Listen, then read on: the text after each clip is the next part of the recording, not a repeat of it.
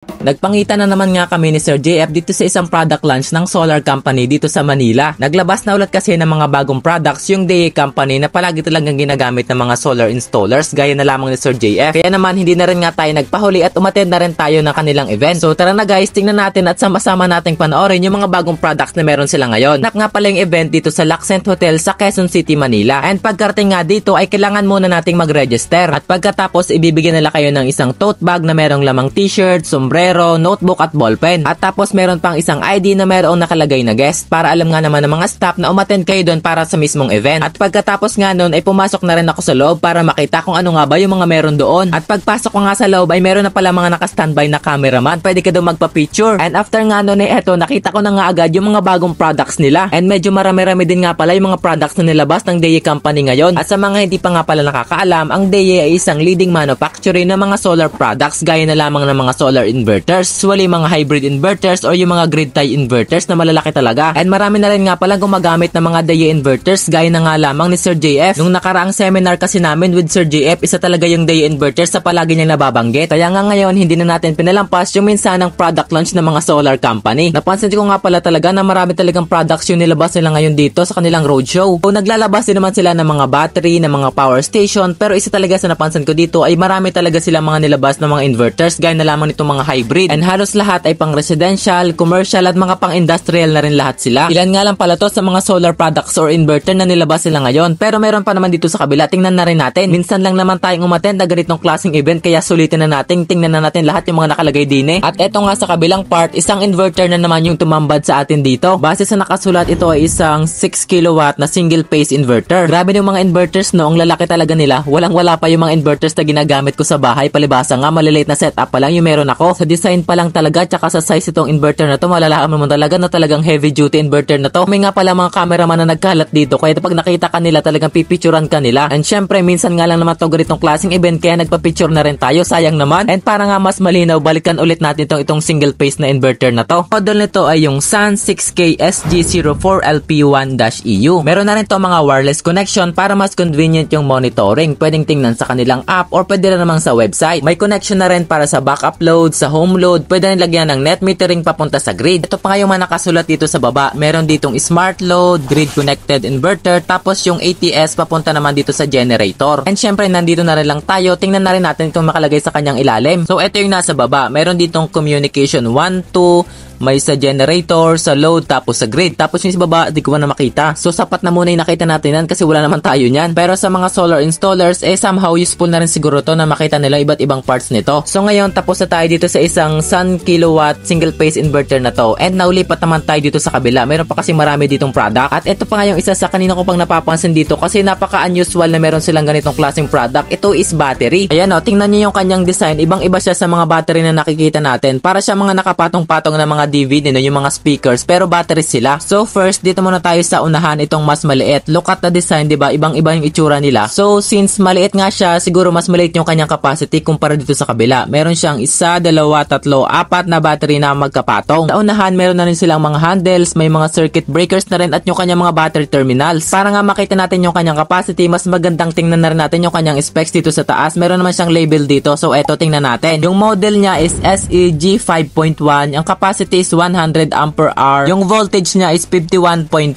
volts with 5.12 kilowatt hour. O diba, grabe naman tong battery nito pagkalaki-laki ng capacity at laki din ng kanyang voltage. At ito naman yung isa pa nilang battery na magkatabi, mas malaki yung capacity nito kasi nga naman mas malapad siya kumpara sa nauna. Sa kanilang size at saka sa capacity nilang siguro sila nagkaiba since pareho lang naman talaga sila. Mayroong battery terminals, may mga circuit breakers din sa unahan. So eto, tingnan natin yung kanyang specs dito sa unahan. Meron siyang label din dito eh. Eto na nga, grabe ang laki ng kanyang capacity. 200 ampere hour with 10.24 kilowatt hour at nasa 51.2 volts din. Mas mataas na rin yung kanyang discharge and charge current, nasa 100 amps kumpara sa nauna na nasa 20 amps lamang. In all, meron sila ditong dalawang battery, yung SAG 10.2 at yung SAG 5.1. Isang 10.2 kilowatt hour at isang 5.1 kilowatt hour. At sa kakatingin ko nga pala dito, akala ko yun lang yung kanilang battery. Meron pa pala dito, meron pa ditong tatlo. Magkakaiba lang sila lang design. Akala ko nga kasi inverter tong mga to kasi mukha talaga sila mga hybrid inverter. Kaso pagtingin ko sa specs, battery pala. So tingnan tingnan nyo dito, ito yung number 1, mas maliit dito sa baba. So tingnan nyo yung specs dito nakalagay. So etong nasa baba, ang model niya is RWL10.2.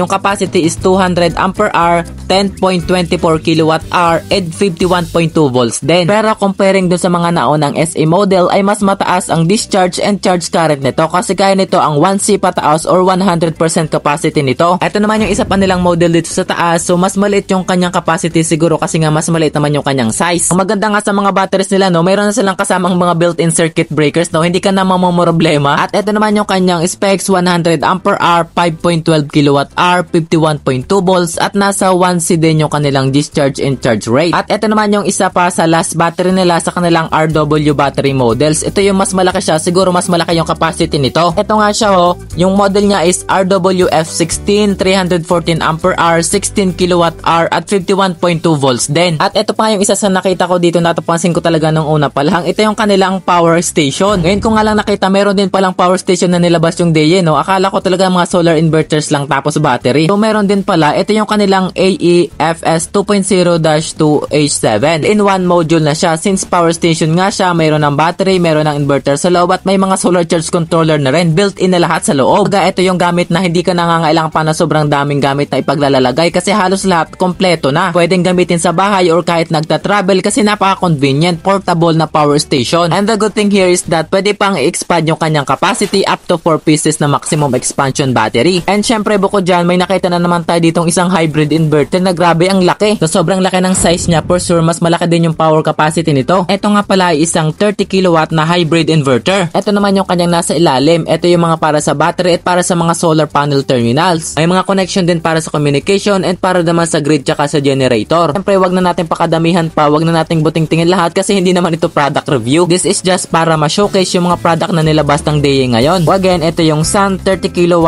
hybrid inverter nitong DE. At pa nga dyan sa inverter, katabi niya meron na naman ditong battery. Kumpara doon sa kanina, mas maraming patong-patong itong mga battery ngayon dito. So eto meron ditong 1, 2, 3, 4, 5, 6, 6 na magkakapatong. Dito sa kabilang part, may mga inverters na naman dito. 3-phase inverter naman yung narito. Ang dami nga nang nilabas silang mga inverters since main product nga nila ay mga solar inverters. After nga no pagtiting natin sa mga products ay pumasok na rin agad ako dito sa loob. At grabe nga dito ko na-meet si Sir JF. Grabe nga pagdating sa ganitong klaseng event, laging present si Sir JF. Palibasa nga isa sang solar installer. Ito nga sa loob dito na nag-discuss yung mga iba't ibang tao, yung may-ari, yung general manager at yung iba pa. Ito nila sinabi yung iba't ibang features ng mga product na nilabas nila. Gaya na lamang ng power station na tiningnan natin kanina. Kung pangbahay kasi tapos gagamitin mo rin panggala, mas better na talaga yung all-in-one module gaya ng power station. Kung nabababaan ka naman sa capacity nito ay pwede mo naman silang i-expand. Nga lang mas magiging bulky na sila kasi mas dadami yung gamit. Pero mas tataas naman yung capacity at mas matagal malawbat. And after nga nun, break time na, pumunta muna kami sa labas sa Sir JF, nagkwentuhan at tinignan namin yung iba't iba pang products na nandito sa labas. Meron din nga palang product dito na 2-in-1 na battery at inverter. Yun nga lang hindi natin na ipakita kanina. Sabi talaga yung mga lumalabas sa product ngayon napaka-innovative na. Mas ina-upgrade talaga nila tapos dinadagdagan ng bawat features yung mga product na nilalabas nila. At syempre medyo nakakagutom rin nga pala kaya tumikim muna tayo na kanilang merienda dito. At syempre dito nga pala sa loob isang content creator na naman yung nakita natin, si Mr. Solarens. O diba through this event marami tayong taong nakikilala. And ayun, after this nagkaroon naman ng raffle. Yun nga lang hindi tayo pinalad. Pero okay lang yun since worth it naman yung pagpunta natin dito. Marami tayong na-witness at syempre kumuha na rin ako ng iba't ibang gamit dito. Kumuha na rin nga pala ako dito ng kanilang mga reading materials, yung kanilang mga brochures. Rin kasi itong basahin kapag naboboring tayo. Thank you.